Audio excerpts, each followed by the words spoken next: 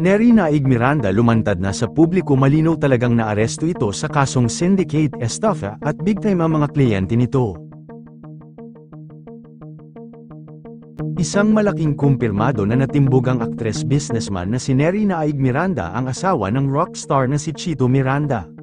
Mga bigating personalidad ang nabangga ni Nery at hindi lang isa ang nagreklamo dito kundi 15 na individual ang kinasuhan ang aktres. Iba-iba ang ikinaso dito at may head counts of 10 ang kinasuhan siya ng syndicate estafa.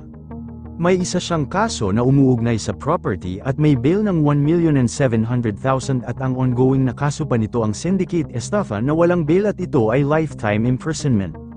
Makikita sa mga larawan na nasa isang mall sila Nery Miranda at Chito. Bumulagas sa kanila ang mga pulis at habang nakatayo ang aktres sa harap ay binabasahan na siya ng Miranda rights. Tugma lahat sa suot ni Nery ang araw na yon, ang pictures na kuha mismo ng pulisya na makikitang short hair ang babae at short hair din ang malinaw na larawan ni Nery kasama si Chito. Hindi pa malinaw kung nakapagpiyansa na si Nery at nakalaya na ito dahil wala pa ring paramdam ang aktres sa kanyang mga social media accounts. Pero isa lang ang naging malinaw ay totoong inaresto na ito ng pulisya sa kasong mga nabanggit. Masakit ito dahil sa walang bail ang syndicate estafa na kinakaharap nito na magpapalala ng sitwasyon ng aktres. Sa unang paglabas ng balitang ito ay may mga hindi naniniwala na kayang gawin ni Nery ang ganitong kapalaran na mangyayari sa kanya.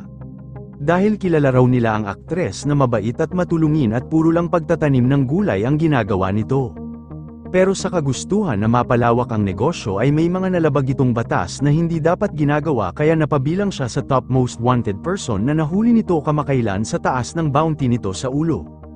Pero tuloy pa rin ang laban na sana raw ay malagpasan nito ang mga hamon at dagok na dumadaan na problema sa kanya ngayon. Pero malinaw na totoo po talaga na naaresto si Nery Miranda ngayon at kasalukuyan nakakulong sa Pasay Police City Jail. Dedma pa rin ang asawa nitong si Chito Miranda sa pagkakahuli ng misis na si Nery na sana raw ay hindi siya madamay sa kinakasangkutan ng asawa. Yun lamang po, ano ang masasabi mo sa balitang ito? Comment mo sa ibaba. Huwag kakalimutan i-like ang video na ito. Maraming salamat po sa panunood.